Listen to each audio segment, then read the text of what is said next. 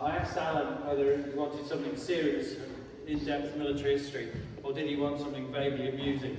And he went for vaguely amusing.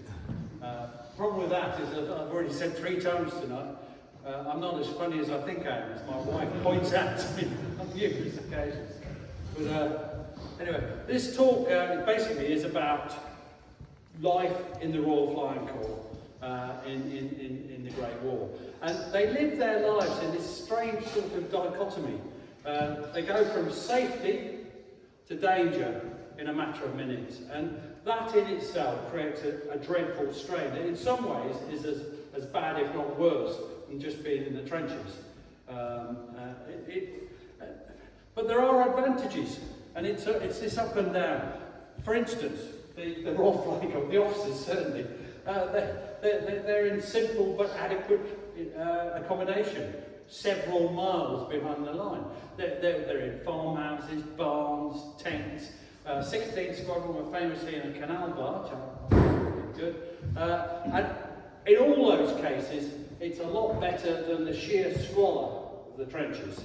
I am minded that people aren't in the trenches all the time, that they're 3 days in, 3 days support, 3 days out. But nonetheless, the conditions, the RFC can set up a decent mess, the officers. They can socialise to their heart's content. You've got a smorgasbord of entertainments, if you like, for them. An old out-of-tune piano, which I don't play. I was a singer, by the way, so I can't play the guitar or piano or anything else. Nor can some of my family members. They've got access to drink. They've got violent games of mess rugby, and those of you who've been in the armed forces as an officer, possibly as a senior NCO, will remember mess rugby hasn't changed a bit. Doesn't matter what the ball is, they're just out to kill you. They've got chances to visit local towns and estaminets. They get occasional tantalising glimpse of some young lady. Probably a glimpse isn't enough at that age, but never mind, this talk doesn't go into that kind of stuff. But who said oh? When they're flying over the front, it's no laughing matter. Of course it's no laughing matter. When they're actually in the air, it's murder. And to go into what I call purple prose, which normally finds its place on the back page, the back cover of a book, when you try and sell it to unsuspecting people, death lurks in the skies, with Fokkers flying out of the, yes, I'm not going to use that a lot. It's my favourite all-time aeroplane. Diving out of the sun or bursting out of the clouds, and a moment's loss of concentration, or a minute tactical blunder while you're flying, or just lack of skill at controlling the aeroplane. And you can be shot down. You can fall thousands of feet to smash into the ground, or worst of all, you can catch fire and have an interesting thought as to whether you burn to death or jump. And that's the very real choices they faced. So, to me, no wonder some of them jumped, but that takes a bit of nerve. Now, this talk is thematic because there's 4 years of the Royal Flying Corps, 4.5. I'm not good at maths, so let's draw a veil over that. 4.5, yes. But it's a huge, ever-expanding, complex business, and it would just be a bloody list. So this is thematic. So don't expect things to go, in chronological order, in anything but the vaguest way. We'd better start by saying what the role of the Royal Flying Corps was. And a lot of you might think that an awful lot of it is about fighters, scouts, as they were called then. And this is one of the biggest problems with understanding the Great War. Any members of Cross and Cockade in here? Aye. One of the biggest problems with Cross and Cockade is, one, their fixation with scouts and scores, and two, their fixation with aeroplanes and how the little bits on them work. I fall down on both those. I certainly don't understand aeroplanes. Calling them aeroplanes is a bad sign. Let's look at what they really are there for. They're there to clear, firstly the scouts, they're there to clear back German aircraft from the frontline areas. And that's to prevent the Germans from probing over your lines, to reveal British deployments, preparations for the attack, and so that's one part of it, but that's a very small part of it. The real purpose of the Royal Flying Corps is they have to go over and photograph and re-photograph every bloody inch of the German lines. And I'm sure as a more intelligent member of Crossing Brigade, and they have been getting better, by the way, in the last 10 years, of appreciating it. They have to photograph everything because things change. And we'll come to a bit more about that. So that's the first thing. They're looking for new trenches, new defences, new batteries, artillery batteries, signs of the arrival of German reinforcements. If new divisions start pulling up at the stations back there where you are, sir, then hang on, why are they coming here? What's happening? Well, they'll be here soon and may attack you. So it's all really important stuff. The second part of it goes with the photography. So you identify your target, which sadly never sits on the front row with one of my talks, ever. So there, we've identified the target. He's a new artillery battery that's been brought in. So they now use artillery observation to identify him, where he is, and bring the shells down by using the clock code. We might or might not discuss that later. It basically, you can identify your targets and then get the guns to hit those targets without the guns being able to see them. Because of course, if the guns can't have a direct line of sight, or they would be taken out.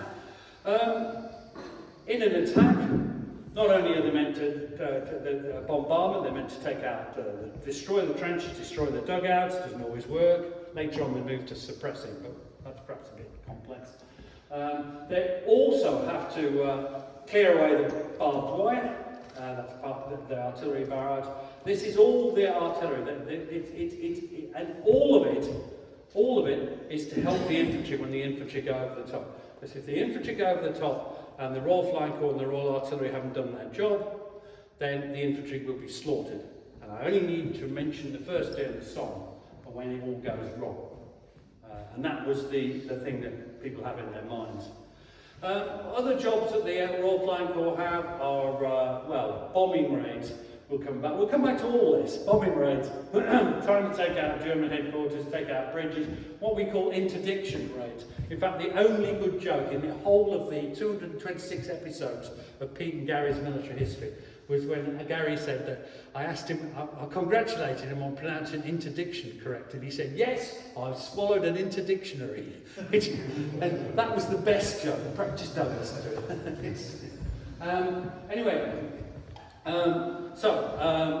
It's basically interdictionary. It's cut off the front from the rear areas. The idea of bridges, railways, that kind of thing. Make it very different. It's a technical RAF term, to embugger the enemy, so that they cannot get forward. It's very simple. So let's start with a bit about aerial record. Throughout, I'm going to, from now on, shut up a lot, in the sense that I will hand over to the people who were there and read them. I'm not going to use silly voices like I do on the podcast, because you're far too mature for that. I can see that at a glance. The demand for aerial photographs, let's look at that first. It never stops increasing. From the moment the first aircraft flew, and it's so early in the war, it's September 1914, they start getting the cameras up and start taking photographs. Before that, they just wrote it down on a notepad and lobbed it overboard to the nearest, trying to hit a staff officer with a weighted bag. Always a good idea.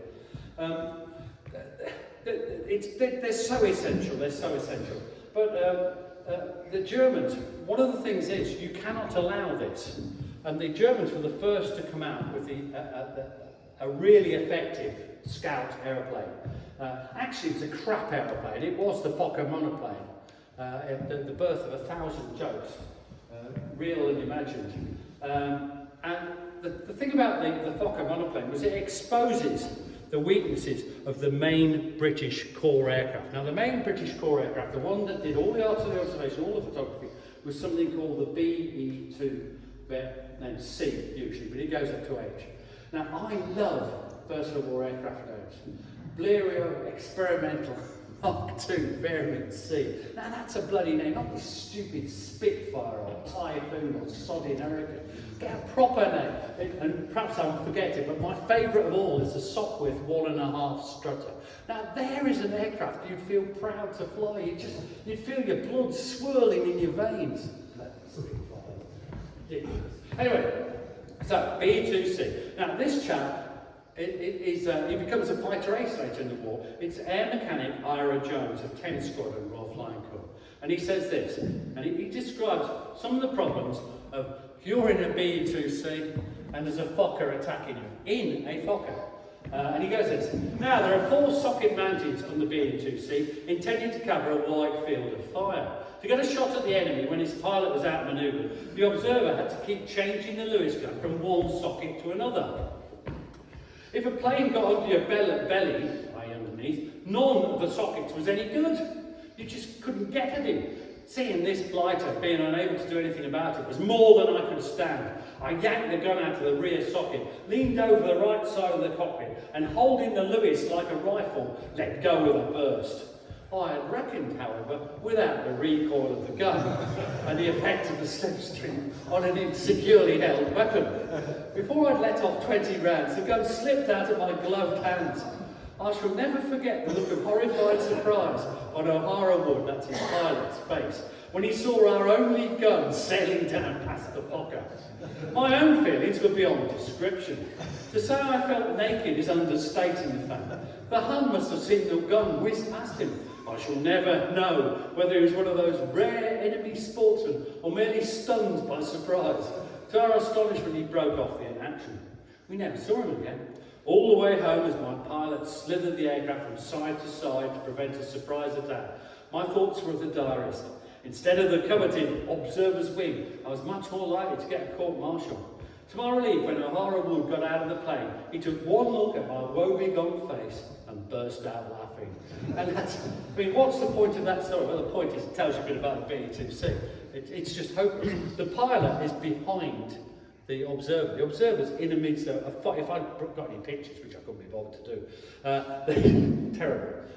There's just a mass of strings and struts and everything round the person with the guns. And if you shoot any of them, it can be bad for you, really bad for you. Anyway, I just like to imagine that German Fokker pilot, when he got back to his mess, going, the British are throwing machine guns at us. Gott im Himmel, and other sort of things. Now, photographic reconnaissance, right.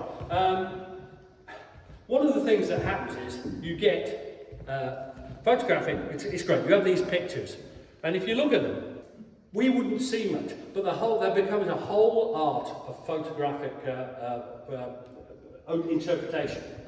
So what you get is you can interpret, and it's all about, and we're not going in any detail, it's all about how the light, it's either convex or concave, and you can see things. So you can see trenches, you can see an artillery battery, whether it's disguised or not, you can see it from the air, through go through with your magnifying glass. They did all this in the Second World War as well. And if you think about it, if you go above Salisbury Plain, you can see where Bronze Age man tracks come across from the air now. So you can see when somebody buries a whole load of signal wires, telephones, to a headquarters, 6 foot deep, 2 feet wide. You can see that from the air. It's like a big arrow pointing at headquarters. They do the same to us. What was I talking about? Oh yeah, so photographic interpretation becomes very important. Now this next bloke is Lieutenant Thomas Hughes of 53 Squadron, RFC. Wonderful bloke, miserable as hell. His memoirs are in the War Museum. He is a miserable bastard. He really is. And this story I'm going to tell, it works best if you imagine the Corps commander as being Hunter Weston. If you don't know who Hunter Weston is, you need to read more about the First World War. Big moustache, like all of them.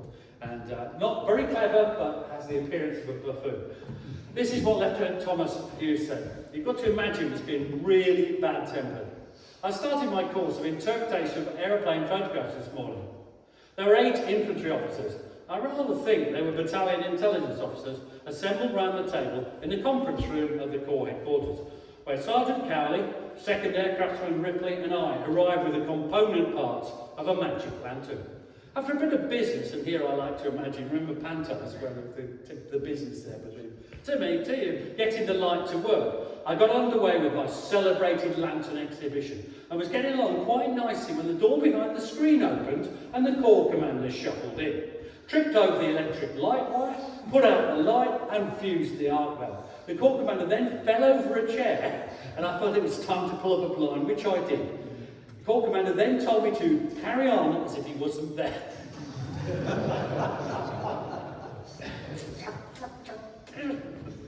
Now, the artillery observation is the use of the wireless and the clock code. Now the wirelesses did used to be big things. And the thing was, in 1915, they were bigger. And you need two sets to be a sender and a receiver in them days. My mobile phone's over there, switched off. But nothing there, it's all moved on. So they could only have a send in the aircraft. So they worked out this system with big letters for the battery, artillery battery, to communicate with them, as in, we are going to fire, G, or something. And then they would send back by a clock code. So it enables you, as I said, you can see the detonators there, you've identified it through photographic reconnaissance, and now your guns behind the hill can take him out. His problem was, anybody know what the Royal Artillery are like? Well, the Royal Artillery can be quite difficult. And they really love it when a second lieutenant, or possibly even a non-commissioned officer, in an aeroplane is telling them what to do with their guns. You can imagine some crusty old mate go, However, they soon got the hang of it and realised that they needed it. They can't guess where something is. Now, besides being the handmaidens, that's a term I particularly like with the Royal Artillery, the handmaidens, the Royal Flying Corps, the handmaidens of the artillery, they also wanted to rain death on the Germans by means of bombing. Now this was an extremely ambitious aim in 1914-18. They've only got small bombs, even the big bombs, 112 pounds, they're not that. They can't get much, it's weight, same reason as the radio, it's weight. So they could only get, say, even in 1918, they could only get most of the DH4s, DH at 312 pounders.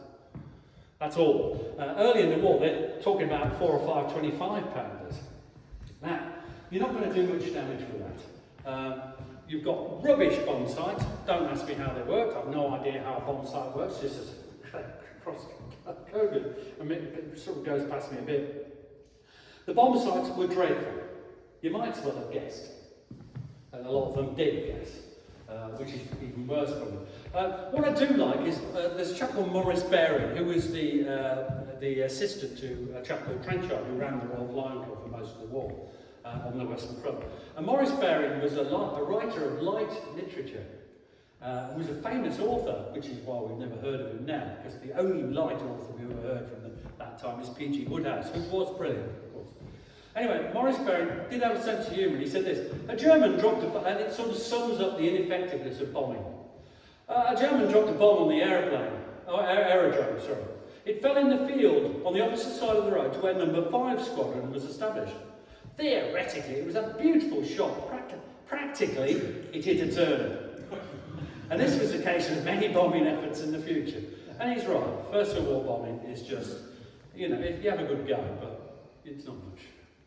Now, one of the things that really does annoy pilots in the First World War, or doesn't annoy, depending on their personality type, was Archie. Now, what's Archie? Archie's anti-aircraft fire. And it starts right in 1914, basically just point a gun up and shoot. The term Archibald or Archie is splendid, absolutely splendid. It all comes from one lunatic called Lieutenant Amyas Gorton. Now, Amyas Gorton is a particularly stupid name to start with. He was 5 squadron RFC. And he used to shout, whenever there was an Archie burst there, he'd go, "Archibald, certainly not!" And instead of people going, "You wanker," they all started doing it as well. So they started to call it Archie.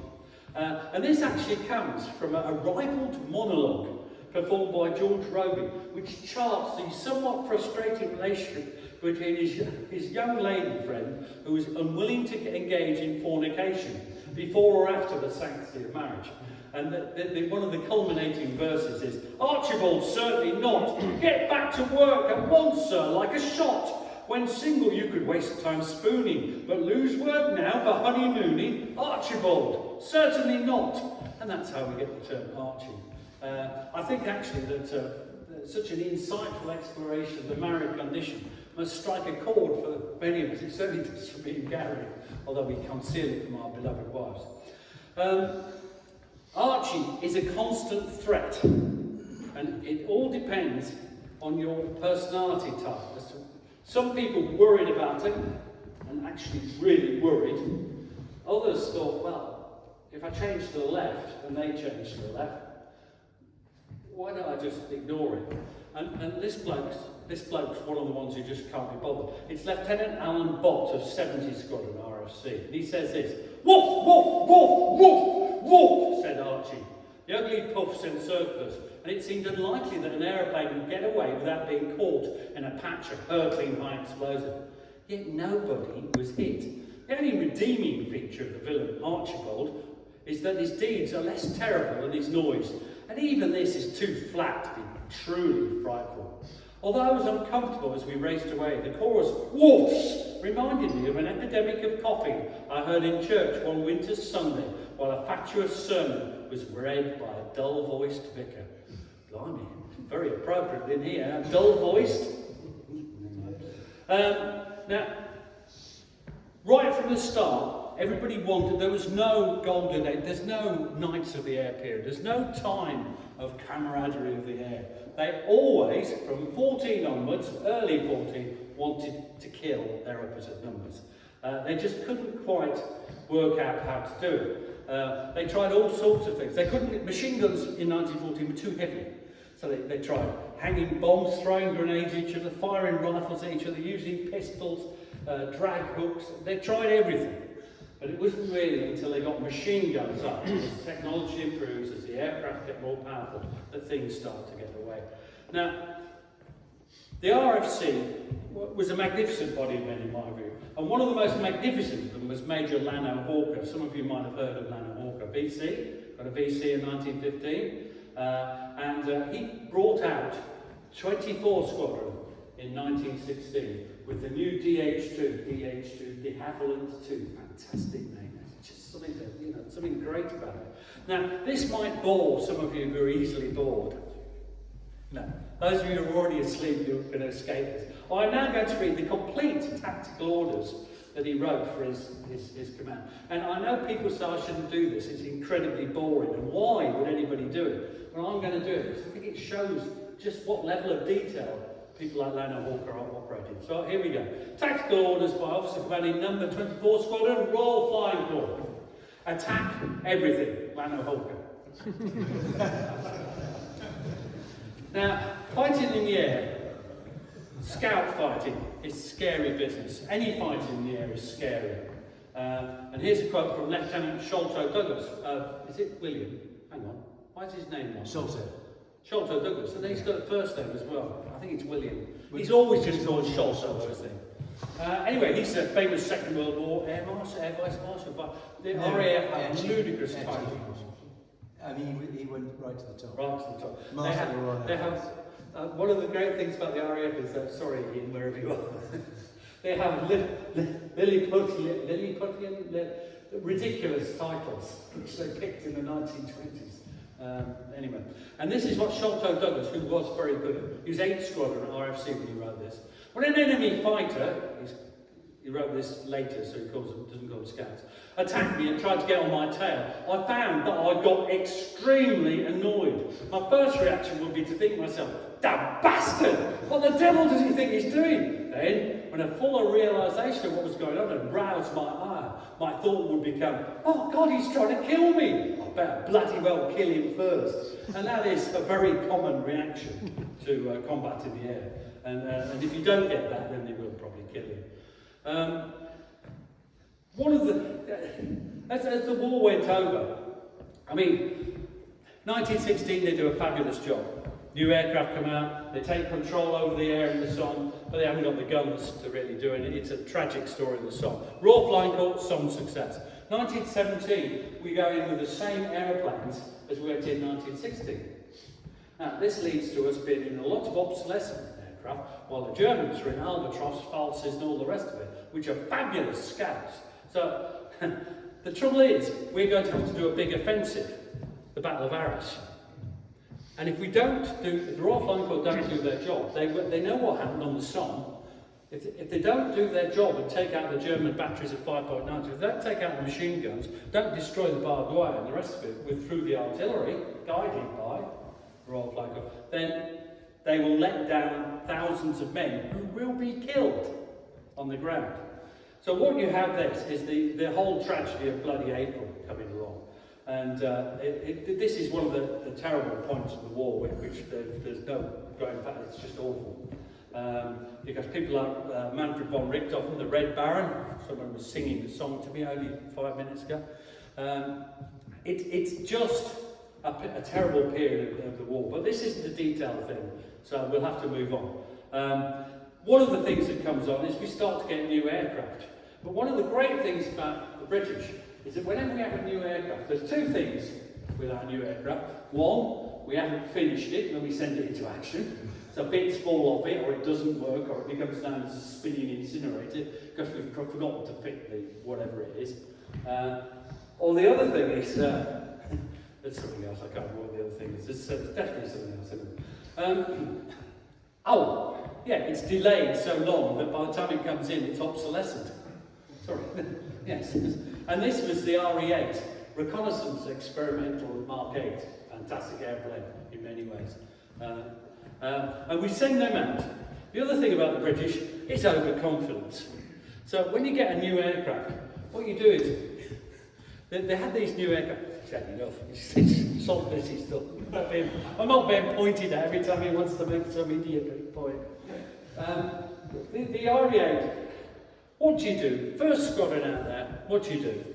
Well, I know what we'll do. We'll fly it over the lair of Baron von Richthofen, the evil Red Baron, because that'll show him with our new aircraft. Well, what happens is, of course, that Richthofen and his chums shoot down all 6 of them, because they're very good and this lot are new, and they don't really know how to handle aircraft. However, the only thing about it was that the one thing that the average public school, and some of the RFC were still public schoolboys then, that changes later in the war, was that fine public schoolboy or grammar school at a pinch education does make you very good at taking the piss out of people. And there's a lovely wind-up of Richthofen that one of them remembers. And it's great that the person who tells the story is Richthofen in his appalling book written by journalists, The Red Air Fights, so I wouldn't know how much you should trust this, but anyway. Oberleutnant Manfred von Richthofen, Jasper 11, one of the Englishmen whom we'd shot down and whom we'd made prisoner, was talking to us. Of course, he inquired after the red aeroplane. Richthofen's aeroplane was painted red. It is not unknown even among the troops in the trenches, and is called by them Le Diable Rouge. Is it buckery? In the squadron to which he belonged, there was a rumour that the red machine was occupied by a girl, a kind of Joan of Arc. He was intensely surprised when I assured him that the supposed girl was standing in front of him. He did not intend to make a joke. Yes, he did, Richthofen. That's the trouble with being that kind of German. You just don't know when people are laughing at him. Yeah, flown by a girl, that red aeroplane. Just imagine. Anyway, the one thing is that joke would allow him, you can imagine him in the prison walkout for the next 2 years thinking, well, at least I took the piss out of Richthofen. Now, summer of 1917, just too late for bloody April, airplanes like the Sopwith Camel, the SE-5A and Bristol fighter arrived, and the whole air war stabilises, and from then on, the technology of air fighting stays roughly the same. But the poor old artillery observation crews are still in a terrible state. They're in RE-8s now, but the RE-8 itself is slightly obsolescent. And this is a quote from Second Lieutenant Jack Waltho, 4 Squadron RFC. And he's talking about the opening of the 3rd Battle of Ypres, or Passchendaele to those of you who are idiots. There was, my book's called Passchendaele by the way, so I'm one of them. There was, so experts tell me, the worst barrage has ever been known. And I had to fly through it. I could hear and occasionally see the shells, and every minute I was expected to see one of my wings vanish. However, nothing hit us until we got over the line, which had been pushed forward considerably. And here in 8 minutes, we got 30 holes through the machine from machine guns. 10 of them passed within a few inches of the observer. The wireless transmitter, valued at £200, disappeared. 3 spars on the wing were broken, and lastly a bullet went through the petrol tank. I smelled a smell of petrol, and in a few minutes it all came rushing over my feet and legs. How we got back, I don't know. It seemed the longest journey I've ever made, but eventually we landed safely. And can you just imagine that, being covered in petrol, and knowing that at any minute you could go up in flames with no chance, no parachute. Can't get the parachutes in the machines. Parachutes are too big. It's not the commanders being bad, it's just, and they were also shit. When the Germans finally got them, it killed as many Germans as it saved. Now, I want to turn to the ground now. We've given you just a flavour of stuff in the air. I'll come back to the air, but let's talk about what happens on the ground. At the heart of the Royal Flying Corps, for most of the war, on the ground, was a chap called Hugh Trenchard, Brigadier General at the time of this quote, Hugh Trenchard. He became Major General later on. Hugh Trenchard was a fantastic character. Very like Haig. I like Haig, by the way, just to be warned. Quite not particularly articulate, bright enough, determined and able to plan his way through the war. However, he had a great ability, shared with Haig, of saying things that just come across so perfectly that I can't resist this next quote. And this is the Brigadier General Hugh Trenchard. His name is Boom, because his voice was like that. I'll spare you that. I'm not asking you to do anything I wouldn't do myself. Just because I'm condemned to ride about in a big Rolls Royce and sit out the fighting in a chair, you mustn't think I don't understand. Now, if that's not enough to make me want to kill a man, otherwise. To be fair, he did understand, but that was just unbelievably tactless.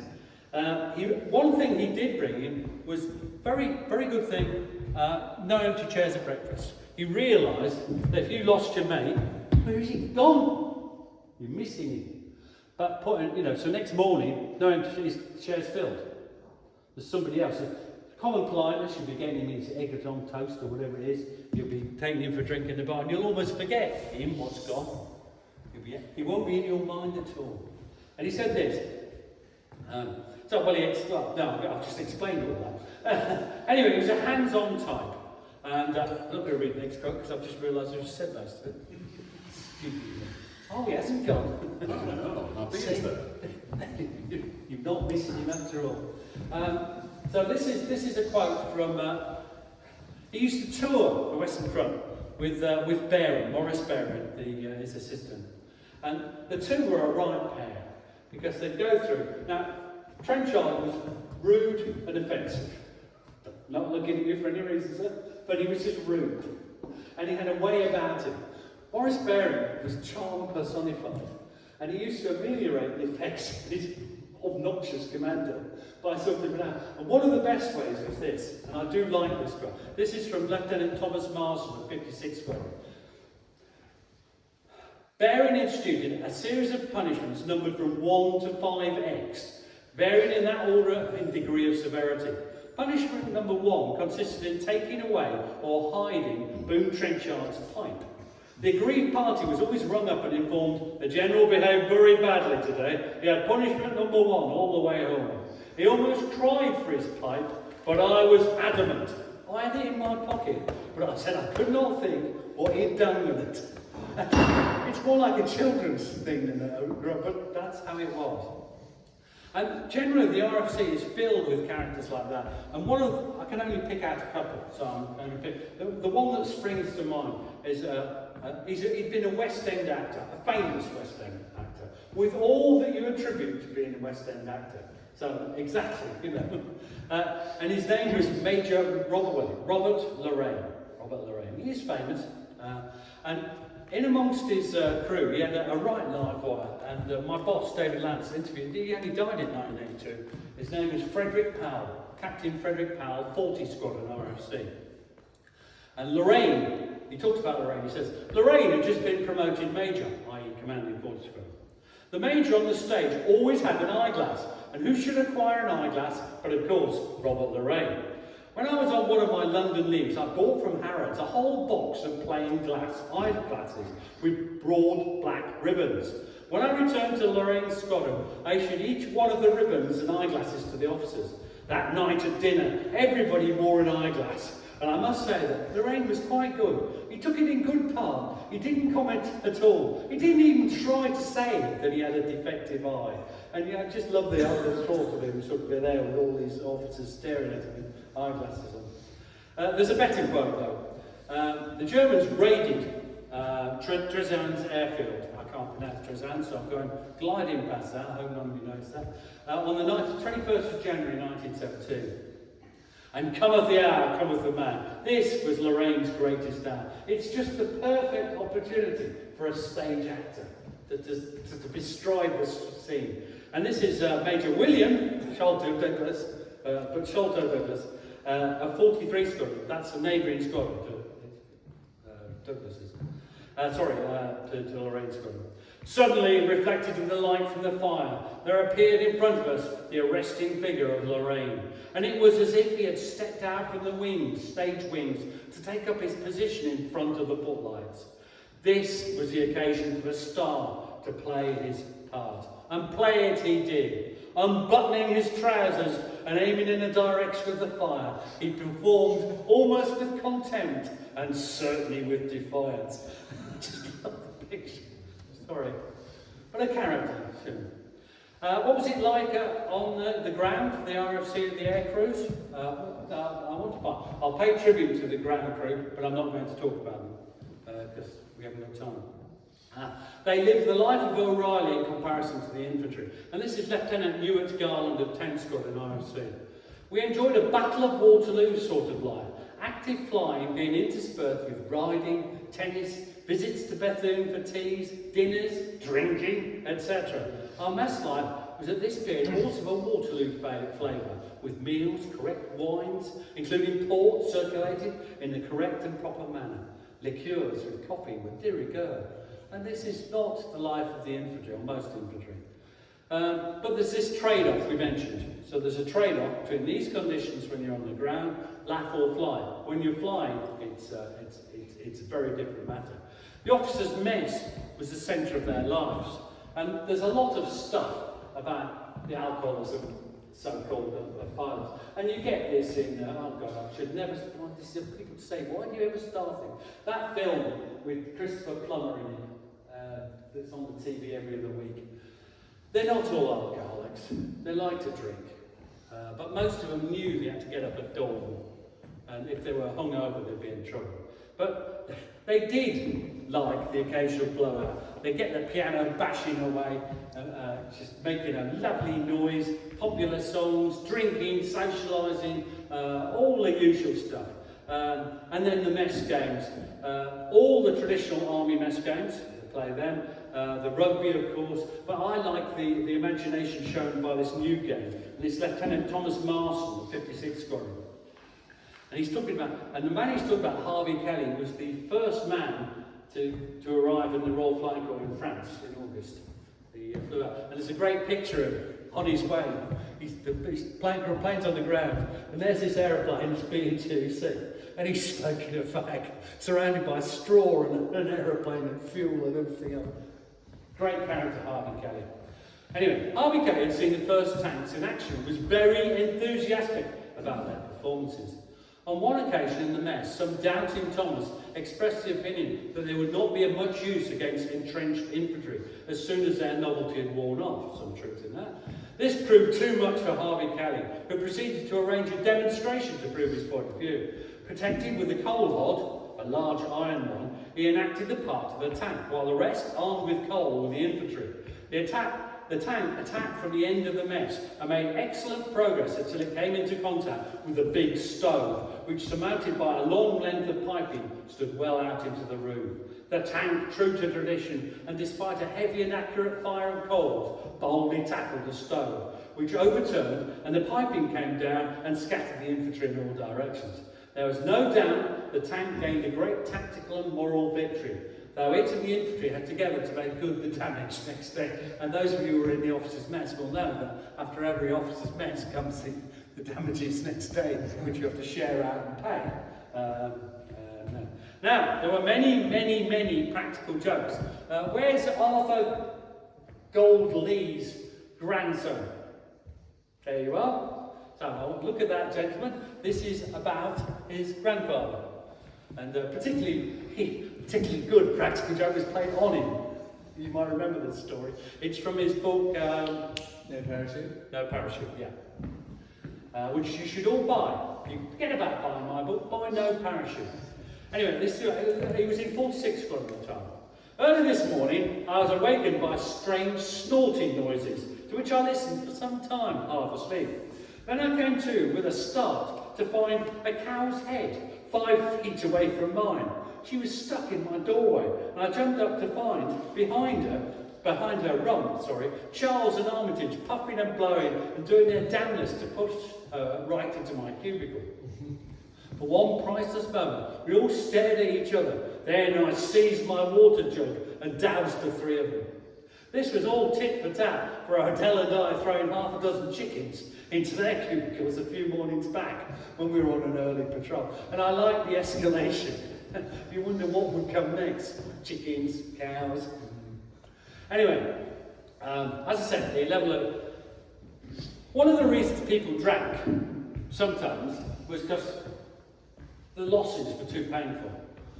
This is meant to be Alan Roon. Alan said, make it amusing, Pete. Obviously, I'll fail, but if you see what I mean, the reality is pretty awful at times. And this is a quote that illustrates the sort of terrible depression that would hit a mess after some severe losses. And this is Second Lieutenant George Coles, 107 Squadron. This is from 1918. They were raiding the Somme, trying to close the bridges so the Germans couldn't retreat in the after Amiens, in August 1918, after the Battle of Amiens. And George Coles said this: the few of us who were left sat down at mess that night and cried like children as we looked round at the vacant chairs. In 2 days, we lost 14 men out of a complement of 27. As I write the names of my late comrades, it's hard to believe that they are dead. With me, they set out in possession of life and glorious health. Within an hour or so, they were charred and mangled remains. This is war. And a lot of them, no, that's wrong. Some of the pilots literally teetered up for a stop, your grandfather, towards the end of his time. Yeah. They teeter on the edge of a nervous breakdown. This is not an attack on these gentlemen. This is just what happens to anybody with a nervous system. And one of the most interesting is Harold Balfour. Harold Balfour became Air Minister just after the war, and a great man. On his first trip to this is back in 16, but it sums it up. He was in air combat, and he thought he should have done more to stop his major being shot down. But he just felt he should have done more. I'm not sure he could have done more, and probably he would have been shot down if he did, But it just wrecked his nerves, and he gets terribly stressed, and he can't sleep. And this is, as you know, it goes round and round. If you can't sleep, you get more stress. And it goes round and round and round. This is what he said. He was in 60 Squadron at the time. The heat of the long summer days was terrific, and our flying hours were many. All these facts assisted to play upon the temperaments of those who were flying in France for the first time, who had not got confidence either in their ability or in their aeroplanes.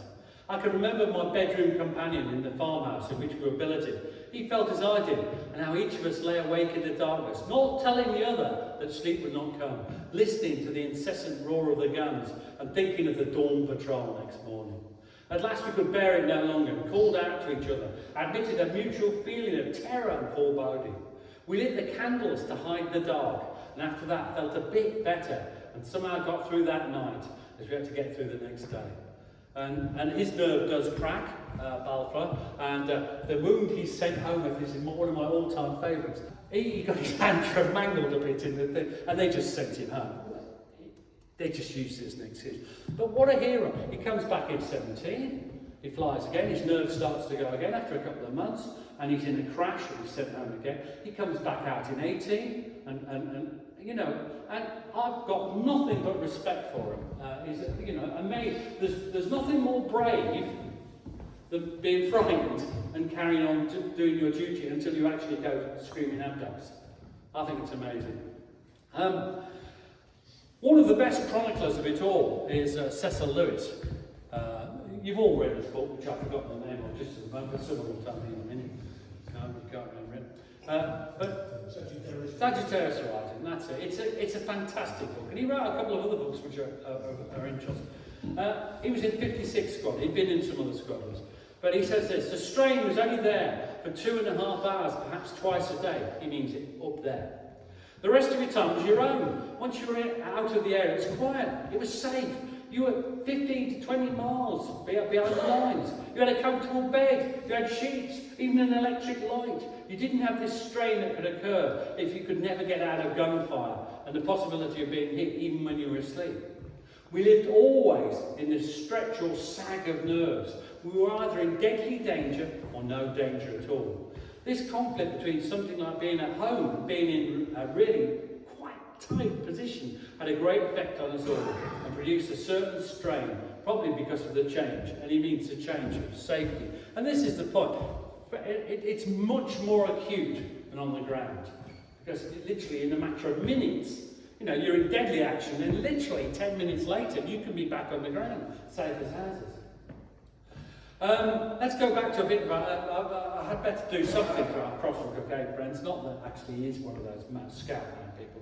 But what was it like in a dogfight? Well, I always like, one of the great First World War questions was, which was better, a Sopwith Scout or an SE-5A, Scout Experiment Mark 5 Variant A.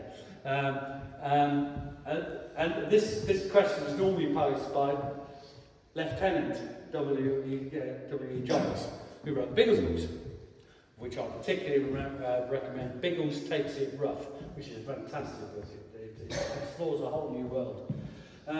But the thing is that, which is better? Well, the answer to this is very simple. If you're a really good pilot, and an ace, the SE-5A, because when you dived it didn't judder.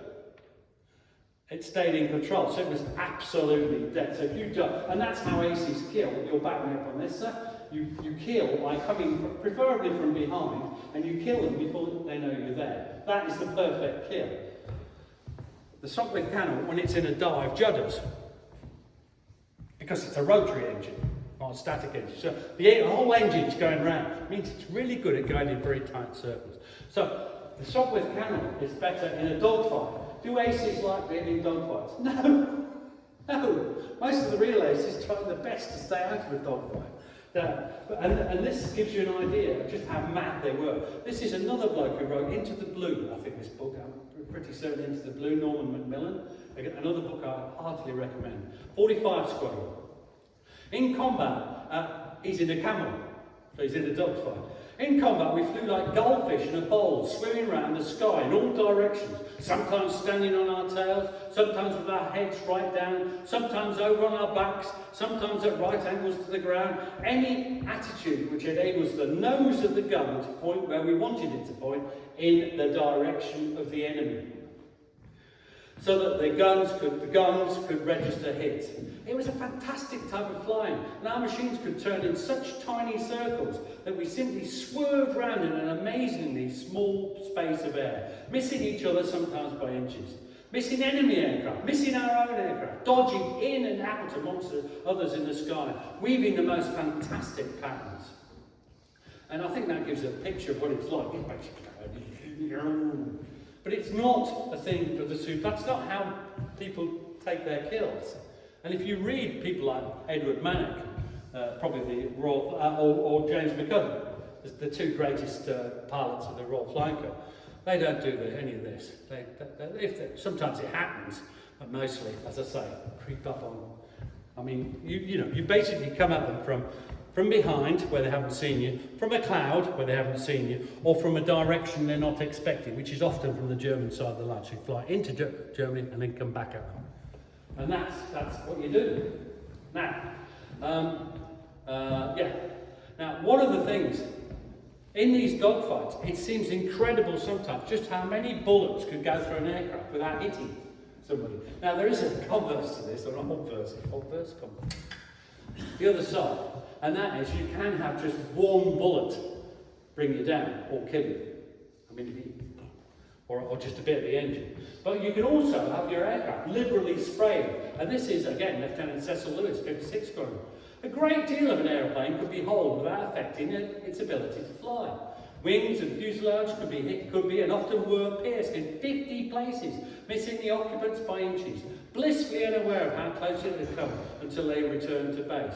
I have had bullets through my engine, bullets through my tanks, petrol tanks he means, bullets through my windscreen and up through the floor of the cockpit between my knees and out over my shoulder, and even on one occasion had the control stick knocked out of my hand by a splinter of wood chipped off the floorboards by a chance shot.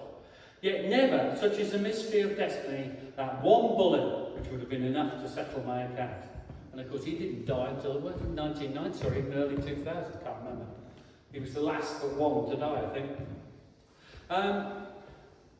One of the things, how are we doing? Oh, back to that. 5 minutes? Yeah. One of the things about, people often go about kills, who killed what. You can understand in the dogfight, there's just a confusion as to who shot down what. And I always use the example of, you've got 3 aeroplanes, you've got a Canadian, say, in one, and then you've got a young lad, and then you've got an experienced ace, and they go into action.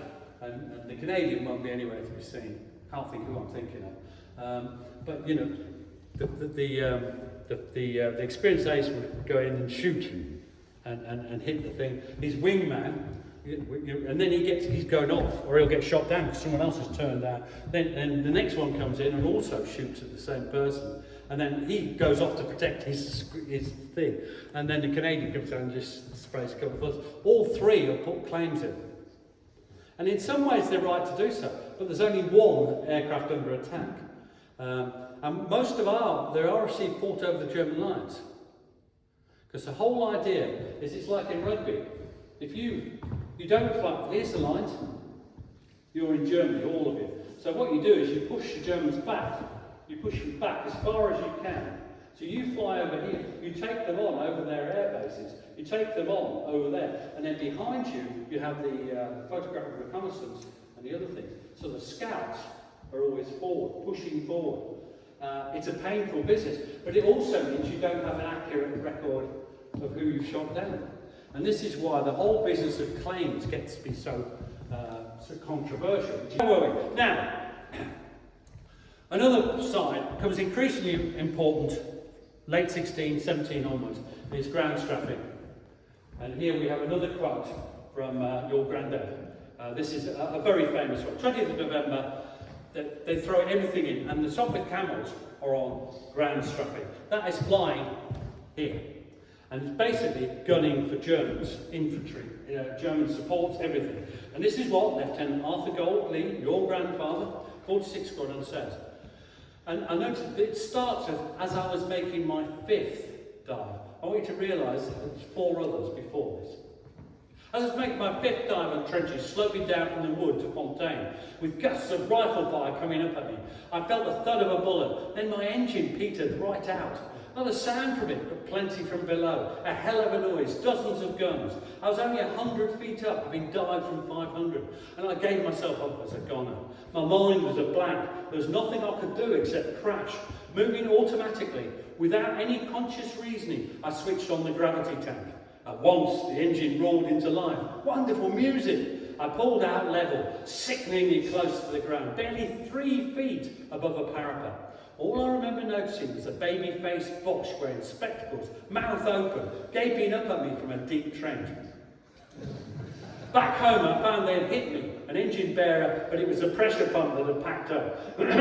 through the cold, I suppose, or the dive. I still don't know what instinct made me switch on gravity, but thank goodness I did. I would have thought he should have thought of that all on his own, but never mind. I felt exhausted for quite a time afterwards. This escape makes me disapprove of trench strapping more than ever.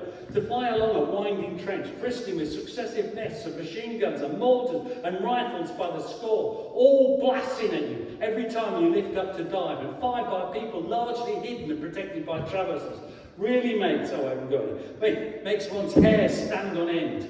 The strain of waiting for that one bullet with your name on it, knowing you can't dodge it like you can Archie, is quite petrifying. And shortly afterwards, his nerve did go in the form of that he got stomach, those things that people used to have and they now don't have, ulcers. Yeah. Manic, we mentioned a couple of times. Normally I do more about Manic, he's my hero. It is Edward Manic. We do not know him. We do not call him Pat. We don't call him Paddy. He's Edward Manic. He's one of the foremost British aces. And his friends are allowed to call him that. And this is Lieutenant, I remember Ira Jones, the bloke who accidentally lost his machine gun. He's now an ace in 74 Squadron. And he's talking about Manic. Manic is he's better than, he's perfect. He's like Richtofen. He's the British Richtofen. Not only will he kill you man to man, he will. He's an accurate flyer, a superb shot. He'll just kill you.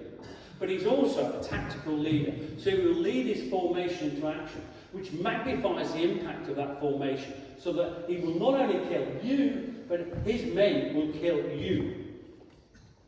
So he's a brilliant, but he's also a teacher. So he will teach. So he will, you're not doing so well, sir. So he will go through the last time, what you did right or wrong. He will bring you up to the level or get rid of you. Which is also, by the way, a blessing, being got rid of. If you think about it, if you're not up to being a scout pilot, you're probably best not being in the scout. Probably best go and do something else. This is what Ira Jones says about Manning. That his old squadron asked him in to come and talk about aerial fighting. Manning was a forceful, eloquent speaker with a gift of compelling attention. After listening to him for a few minutes, the poorest, most inoffensive pilot was convinced he could knock hell out of Richtofen or any other Hun. Since Manning's experience of air fighting was extensive, his talks were most valuable. His first lecture on single-seater fighting began and ended with the axiom to which he rigidly adhered. Gentlemen, remember, and this applies both to, well, it applies to aerial fighting, and I always say walking in valleys and ridges, and sex. Always above, seldom on the same level, never underneath. Wise words indeed. How was he killed? Well, he was killed like Manfred von Richthofen, breaking all his own rules. Richthofen broke his rules, he followed someone, became target fixated, didn't notice his fight, but behind him was flying about 200 feet high, under fire from at least 2 machine guns on the ground, and Manning shot somebody down, circled over it, above a German machine gun nest, was shot down. And this is the thing, when you start to lose it and here, when you start to get stressed, and Manning was severely stressed, Richthofen less so. I mean, Manning would burst into tears at the drop of a hat by this time. You just make mistakes. You just forget your own rules. Always above, seldom at the same level, always underneath.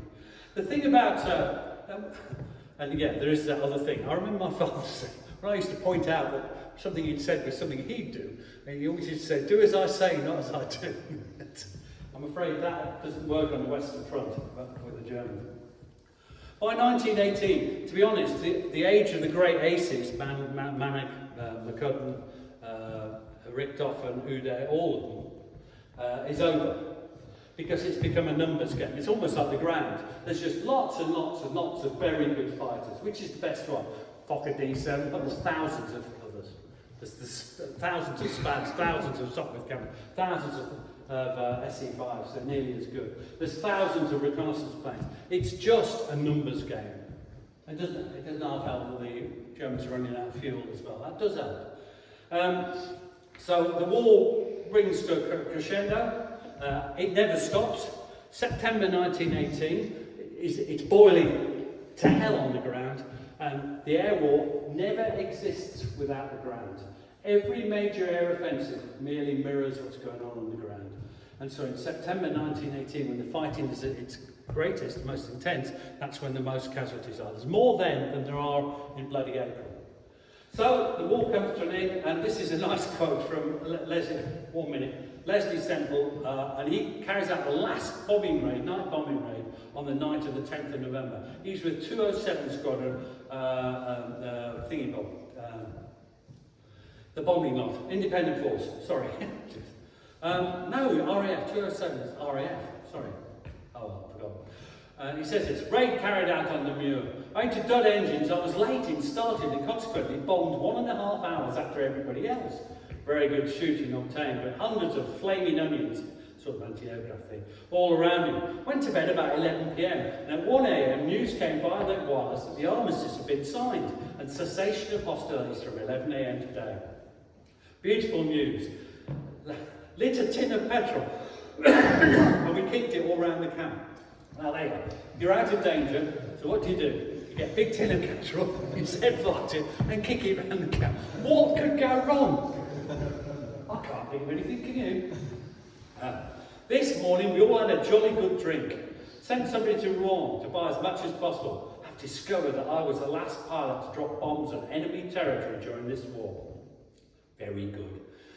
So, there you go. Did they celebrate? Yes, they did. I hope that's given you an idea of the sort of things they were facing, the stress, the terrors, and the rest of it. It was just a knockabout talk. I'm sorry about that, but you can blame Alan. Okay, thank you very much. Cheers.